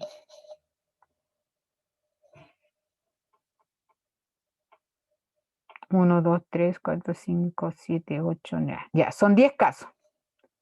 Vamos a hacer 10 grupos. Voy a ver. Y en la otra guía tengo 1, 2, 4, 5. Tengo harto. Tengo 15 ejercicios para distribuir en 15 grupos, así que estoy bien.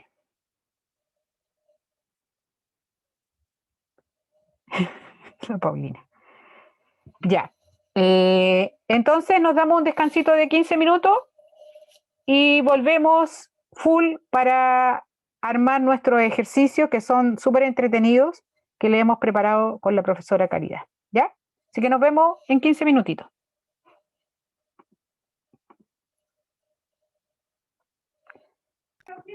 Ya, ahí estamos grabando. Entonces, decíamos que a este primer grupo le tocó la pregunta, ¿cuál sería el costo de adquisición total de las 300 unidades para disponerla a la venta? Ya, cuéntenme entonces, Byron, ¿qué hicieron? O sea, lo que hicimos fue la factura del proveedor, que se supone que eran las 300 por los 3.000, que salía el costo unitario. ¿Ya? Nos dio 900, más el flete, que eran los 50.000, nos dio costo total de adquisición en 950.000, y aprovechando le sacamos el costo unitario. Lo dividimos por las 300 unidades. Ya, y ustedes aportaron el tema de los registros contables. Ya, Sí, teníamos entonces, una duda, ¿de qué? porque, por ejemplo, aquí ya terminamos con el proceso. ¿Cómo era el asiento para pasarlo así a mercadería contra... Lo que tendrían que haber utilizado ahí la cuenta existencia en tránsito o mercadería en tránsito, y después cuando terminan de asociar, llevan mercadería en O sea, tránsito. el mismo proceso, en vez de poner existencia, le ponemos existencia en tránsito, ¿o no? Sí, sí. Porque ¿cuánto fue el periodo? Ahí fue casi en el mismo momento que pagaste el flete. Sí. Ah, ya. Ya. Entonces, Dice aquí, luego ¿qué es lo que pago. era importante en este ejercicio? Era que además del costo que venía en la facturación inicial, de la factura que me entrega el proveedor, venía un flete necesario para el traslado de las mercaderías y lo asociaron al costo de adquisición, y de esa manera les cambió el costo unitario de 3.000 a 3.166,67. Entonces, Doctora, ¿y cuál se pondría? ¿La suma de estos dos? sí, la suma de los dos, Ya. pero son 950. Ojo, no, pues los 900 y los 50, no Ah, ya, acreedores. los 900 y los 50 solamente. Sí, Ah, porque es del costo. del Solamente. costo, exactamente. Ya, Ah, entonces, ya, ya. ¿cuál era la pregunta de ustedes? Era, ¿cuál sería el costo de adquisición total de las 300 unidades para disponerla a la venta? Ya, respondan. ¿Cuál es el costo total de adquisición para las 3.000 unidades? No tengo idea. Si lo tienes ahí, Byron. ¿Cuál? ¿950? Los 950. Ojo, acostúmbrense a responder lo que les pregunta, porque esto yo lo saqué de caso alternativo. Entonces, hay varias respuestas. Claro, está bien el costo unitario 3.166,67, pero la pregunta era exacta. ¿Cuál es el costo total de las Las 300 unidades. 300 o 3.000? 300. 300, ya. Entonces, respuesta correcta, costo total de adquisición de las 300 unidades, 950.000. Ah, ya, ¿Ya? ya, Ya, muy bien. ya. Ya, vamos al grupo número 2, representante.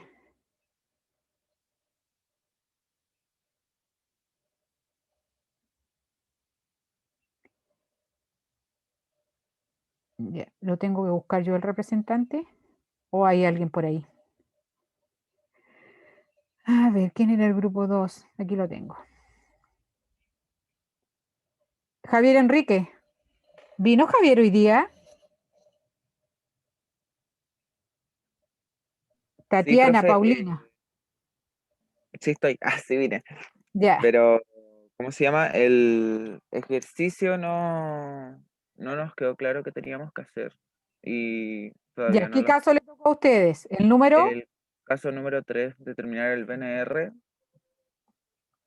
o sea, había que determinar el valor real de la existencia, pero Ya, no sé, dice, nos lo confundimos con el... leemos. Una empresa reevalúa sus inventarios finales de existencia y entrega la siguiente información. Ujú, Tenían un saldo final de inventario de 550.000, que correspondía a sí, 10.000 unidades del producto CB. claro, Entonces, lo que hay que hacer al reevaluar, nosotros tenemos que preguntarnos, ¿es el valor real de las 10.000 unidades 550.000? Ya. Si yo divido las 550.000 por 10.000, ¿cuál me da el costo unitario? 55. 55. Ya veamos cuál era el BNR. El BNR decía que había un precio estimado de 80, menos los gastos asociados por 8 Venta, pesos, le daba el BNR 72. Yo se lo dejé calculado ahí. Por lo claro. tanto, dice, determina el valor real de la existencia aplicando el BNR. Ya, ¿cómo determinamos el valor real? Dijimos, comparamos el BNR de 72 versus el valor contable. ¿Cuánto era el valor contable por unidad? 55. 55. Por lo tanto, 72 es mayor que 55. ¿Sí o no? Ya. Por Sí, lo tanto, ¿hago ajuste o no hago ajuste? De acuerdo a lo que establece la normativa. ¿A qué valor debo ajustar las existencias? ¿Al menor valor o al mayor valor? al menor creo que era. Al menor valor. Por lo tanto, ¿hago ajuste o no hago ajuste? Ya, entonces ahí no se debería hacer. No hago ajuste. Y respondiendo a la pregunta, ¿cuál es el valor real de la existencia al 31 de diciembre del 2019 aplicando el 50, BNR? 55 55 por pesos. 10.000, un total de 550.000. Ah, ya. No, no habíamos traspapelado con mucha información. Ya, Cosas de ¿ve? otras, de la materia de hoy día y todo eso. Ay, Ya. Es ya. decir, No, pero ahí entendí. Ya. respondiendo, no se hace ajuste porque el BNR es mayor que el valor contable. Por lo tanto, el monto Claro. real sigue siendo los 550.000 de las Ujú. 10.000 unidades a 55 pesos cada una. Ya. Ya. Gracias Grupo por... número 3.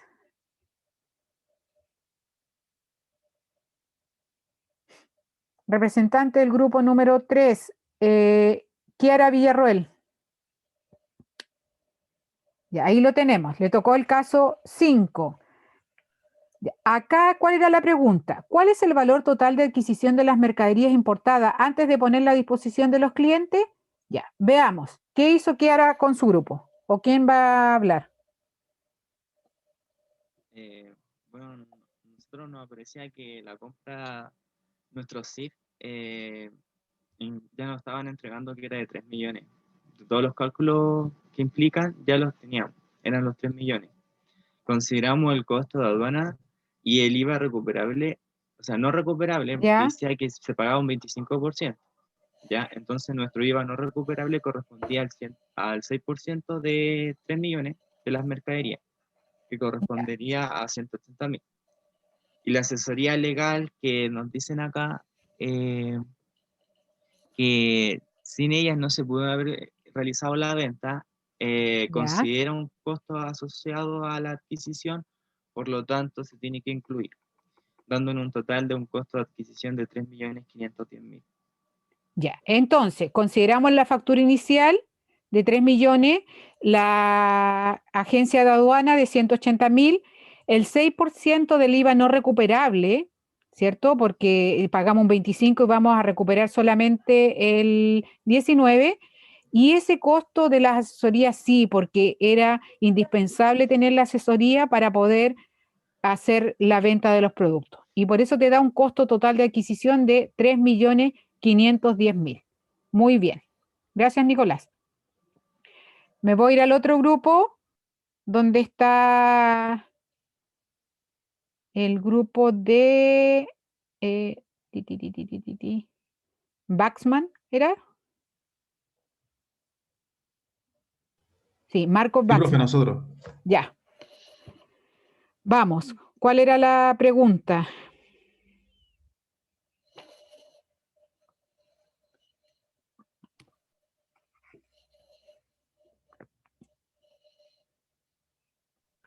La pregunta, profe, era cuáles son los costos asociados a la importación. Ahí voy a presentar yo, Sebastián, pero va a compartir mi compañero Marco. Bueno.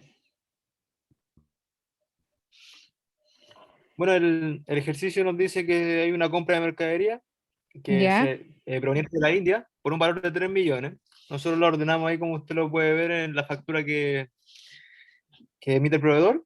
Luego nos cuenta que hay un coste aduanero que es de 180.000.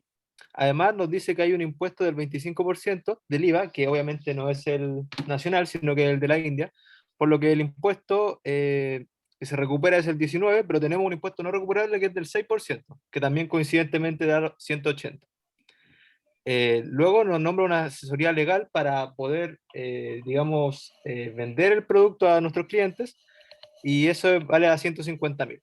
Pero la pregunta nos dice cuáles son los costos asociados a la importación. Entonces ahí hacemos la suma de los 180 del costo aduanero, más los 180.000 de los impuestos no recuperables, más el costo de las asesorías legales. Eso nos da 510, que es el costo asociado a la importación.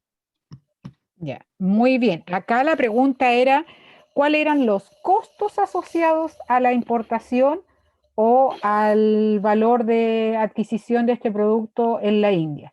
Y exactamente no es el total como lo veía el otro grupo, sino que son la aduana, el impuesto no recuperable y los costos de asesorías legales. Aquí vamos a hacer una diferencia entre lo que es capacitación y perfeccionamiento.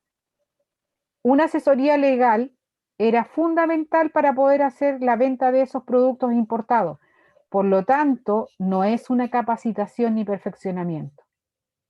Acá yo le pedí a los abogados que por favor revisaran todos los aspectos jurídicos que tenían que ver con esta importación de a lo mejor de una mercadería especial. En el grupo yo les comentaba, por ejemplo, si trajéramos armas, químicos que son peligrosos, y por lo tanto necesitamos de esa asesoría para hacer la importación. ¿Ya? Así que muy bien, y paso al grupo número, el 5 me lo salté, el 6 parece. El 6 con Renato Olivares.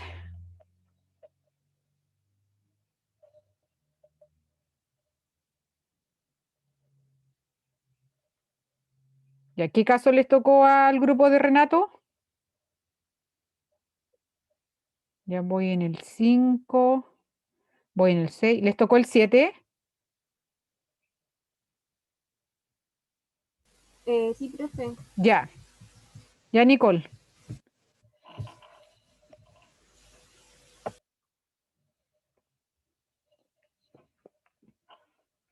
Cuénteme, ¿qué hicieron para responder la pregunta asociada a cuál es el valor unitario de las existencias disponibles para la venta? Cuénteme. Espérame, profe, que se me pega un poco el computador.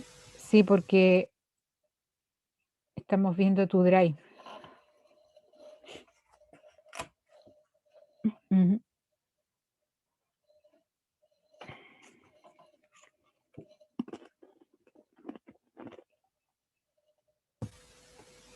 Y ahora sí, ¿me escucha bien, profe? Sí, Ya. y ahí sí. Lo primero que tuvimos fue el 1 de abril, que fue la compra de 500 unidades con un costo total de 5 millones y cada costo era de 10.000. Después nos dice que los fletes de 500 pesos netos por unidad adquirida al 2 de abril. Pero, espérame.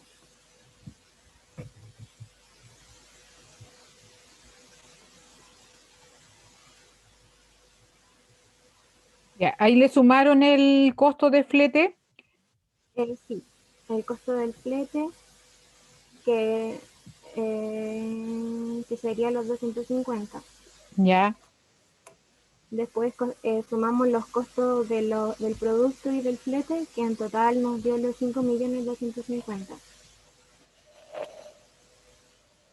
ya. Y Y en total ahí, el costo eran de los 10.500. ya. Entonces, ¿qué dejaron afuera y por qué lo dejaron afuera? Lo que dejamos afuera fue el gasto de las capacitaciones porque eso no va incluido en la pregunta que nos hicieron. Porque, por ejemplo, nos pidió cuál es el valor unitario de la existencia disponible para la venta, que serían los 10.500. Ya. Fíjense Al que el gasto flete, de capacitación está en el rango del 15 de abril, pero expresamente la normativa deja fuera la capacitación y el perfeccionamiento, porque igual podríamos habernos equivocado y haber dicho, ah, pero la capacitación se pagó antes de poner a disposición las mercaderías a la venta. Y aunque eso ocurra, sabemos que ese perfeccionamiento y esa capacitación no van a formar parte de las existencias. Por lo tanto, aquí lo que había que asociar eran los 250.000 pesos del flete, sumárselo a los 5 millones y el valor unitario cambia de 10 a 10.500 pesos cada unidad. Entonces, la pregunta que se le hacía a este grupo era cuál era el valor unitario de las existencias disponibles para la venta. La respuesta es 10.500 pesos cada una. ¿Ya? Ya. Muchas gracias, Nicole. Vamos a ir al otro grupo ahora. Al grupo 7, Fernanda Horta.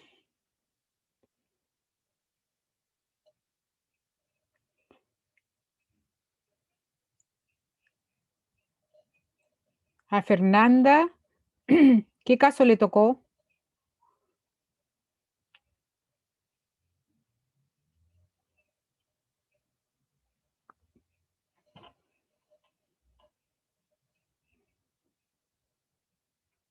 ¿Algún representante del grupo?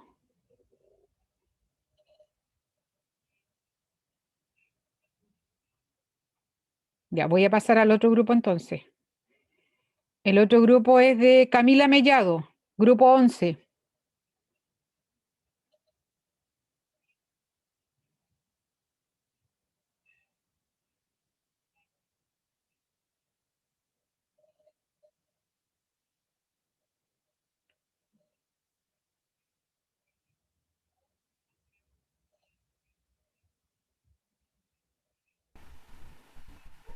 Sí, profe, aquí tenemos algo avanzado.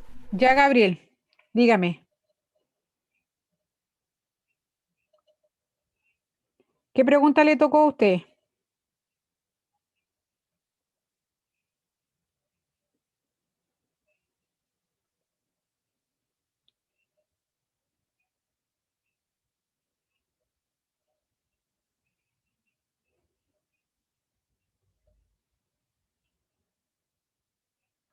No te escucho, Gabriel. Ah, perdón, que no tengo así. ¿Ya qué ejercicio te tocó?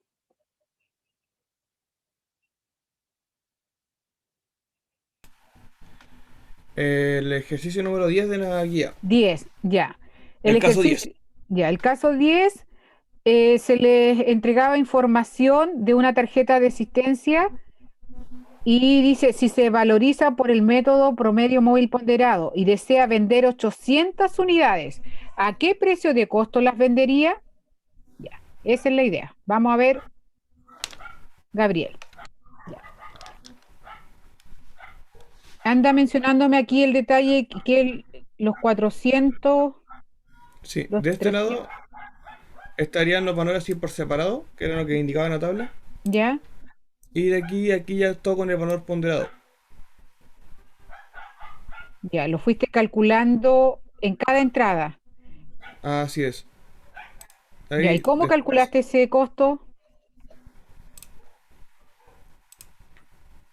O sea, multiplicamos con unidad por precio, se obtuvo el resultado. Luego se sumaron las unidades de lo que Ya, está acá. El total también se sumó al total anterior. Y luego se sacó el cociente para obtener el precio de cada ítem, por lo menos de los 700 productos. ya. ¿Y Te daba cuánto el te valor. dio?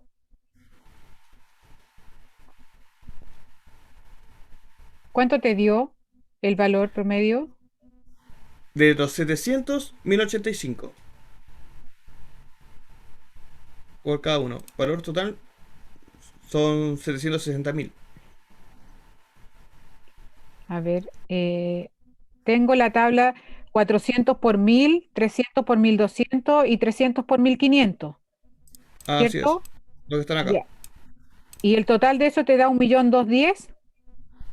Sí, lo que está aquí, 1.210.000. Y por cada Con unidad, un total, sí, con un total de 1000 unidades por 1.210 pesos por unidad.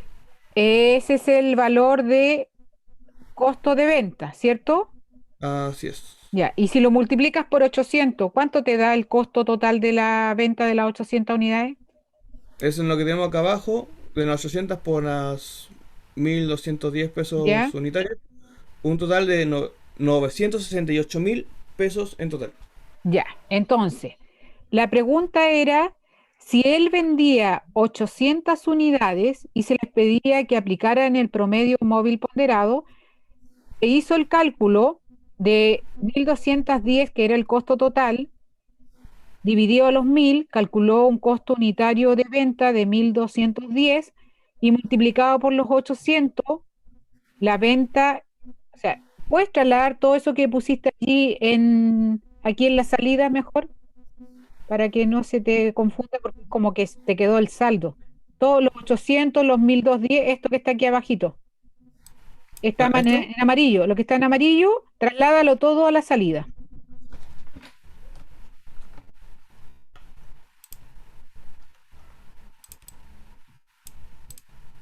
Y ahí borra lo otro. Porque en el fondo te quedan 200 a 1.210, pero esa no era la pregunta. La pregunta es exactamente lo que tienes ahí en la columna salida, que son 800 unidades de venta a 1.210 valor unitario y me da un total de 968.000. Es decir, el costo de venta de las 800 unidades es 968.000.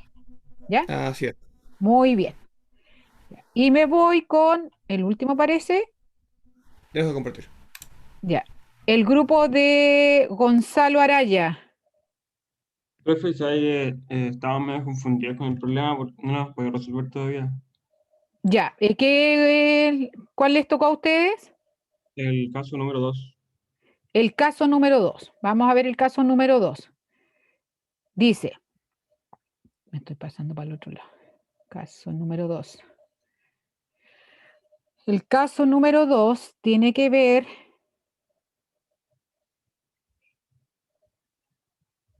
Dice que se compran 500 unidades a un precio neto de ya, espera. no sé si es Dice, 50.000 una empresa adquiere 500 unidades a un precio neto de 500.000. Además, paga por el traslado de las mercaderías un flete de 65.000. Y se indica que se pagó por gastos de capacitación para perfeccionar el sistema de venta a los trabajadores por 150.000. ¿Cuál es el costo unitario de las 500 unidades que se dispondrán a la venta? Ya. Entonces, en este caso, nosotros tenemos que pensar primero cuál es el costo total de las mercaderías. Tenemos claro que las 500 unidades a 500.000, le vamos a agregar, me faltó un 0 ahí. Ya, pero ¿le asociamos el flete? ¿Sí o no? Sí. Ya, le asociamos el flete. Nos queda en 565.000. ¿Le asocio la capacitación? La capacitación no. No, entonces tengo un costo total de 565. Eso lo divido por las 500 unidades. ¿Cuánto me da? Caso 2. 1.130. 1.130. Y la pregunta es, ¿cuál es el costo unitario de las 500 unidades que se dispondrán a la venta? Es decir, el costo unitario de las 500 unidades que se van a disponer a la venta es de 1.130. Y aquí se deja fuera la capacitación. ¿Ya? Eso era lo que tenían que responder. Oh, profe, usted multiplicó el precio neto, lo dividió Por las 500 ¿cómo? unidades. Ah, perfecto. Ya. Sumaste los 500.000 más los 65.000, te dio 565.000. Y eso lo divides por las 500 unidades. Ah, perfecto, ya entiendo. ¿Ya? Yo igual les voy a mandar las respuestas al aula. Y ahí creo que las desarrollamos todas. Y aquí, o la última, no, sí la hicimos todas. Solo me quedó sin responder el caso del grupo de Fernanda, parece. Ya. Entonces, voy a guardar y borrar todos mis archivos. Resumiendo, hoy día hemos realizado ejercicio de existencia de valorización. Nos queda claro que los gastos de capacitación y perfeccionamiento, aunque estén en el periodo sustantivo de asociación de costo, no corresponde asociarla a las adquisiciones de las mercaderías, su costo, porque expresamente la normativa lo deja fuera.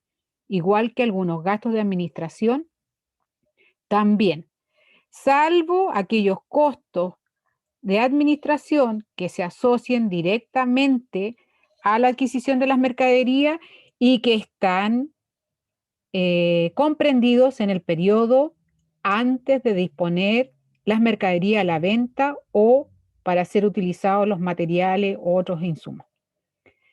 Ya. La guía número 2, yo igual se las voy a mandar, pero como tenemos mañana sistema centralizador, igual ahí hay tarjetas de asistencia que pueden hacer. pero mañana el caso corresponde a sistema centralizador, inicio, cierre, IVA, reapertura, pago de las cuentas obligadas, patrimonio inicial, patrimonio final, es decir, todo lo que habíamos visto las primeras clases entre la prueba de diagnóstico y los talleres que habíamos realizado. ¿Ya? Recordemos que mañana a las 12 yo les voy a dar las instrucciones generales. Hay grupos que están asociados con el grupo A y volverán a recibir las instrucciones o traerán las preguntas, consultas o dudas. La idea es que en la hora 5 la utilicemos para entregar las instrucciones y además responder preguntas o dudas que tengan al respecto, porque después de la 1:30 se van a ir solitos, bueno, a tratar de terminar el caso o tomar las clases que tienen en la tarde para entregarlo máximo, no va a haber otra fecha ni horario, el viernes 23 a las 10 de la mañana. ¿Ya? Yo creo que va a ser tiempo suficiente para que puedan madurar, responder en forma clara, precisa, todo lo que se les va a consultar. A cada grupo le voy a hacer una pregunta especial relacionada con el patrimonio, con las inversiones, con el financiamiento, con la rentabilidad. Ahí voy a ver. Tengo hecho el caso, pero las preguntas las voy a hacer hoy día en la tarde. ¿Ya? ¿Les parece? La idea es que... ¿Lo va a subir mañana? Sí, pues. Sí. Yo les abro el aula mañana y ahí ustedes lo bajan. En este caso se resuelve en grupo hasta el viernes, ¿cierto? Viernes hasta las 10 de la mañana. Vale, perfecto. Quedamos en eso porque ustedes me dijeron que tenían clase, no iban a poder terminar, y la verdad que en la 1:30 nunca lo van a terminar. Y la idea es que puedan desarrollarlo en equipos de trabajo y ahí hacer las discusiones. Van a tener que entregar el portafolio completo, indicando cuál es el compromiso que hizo cada uno, cuál es el aporte que hizo cada integrante. Traten de... Lo primero que tienen que definir quién va a ser el líder, porque el líder es el que yo le voy a hacer después las preguntas. Es súper importante que alguien dirija el grupo y que le mande, si es que no hace voluntariamente algo, mándelo a hacer tal cosa y que se comprometa con eso, porque igual los trabajos son largos. Y yo tengo que confiar en el otro que efectivamente va a hacer bien el trabajo, porque si no, lo hago solo, ¿no? Ya, entonces, chicos, nos estamos viendo mañana a las 12 y no sé si tengan que estudiar tanta cosa porque ya han hecho bastante ejercicio. Repasen cosas generales del patrimonio inicial, el patrimonio final, las variaciones, el IVA, el tema de los pagos de las cuentas obligadas. ¿Ya? El caso no es tan desconocido para ustedes porque igual he tomado como base otro que ya hemos desarrollado, así que esa es como la idea, que reconozcan valores y socios en ese ejercicio. Así que si no hay más preguntas, nos vemos mañana. Chao, profe, gracias. Chao.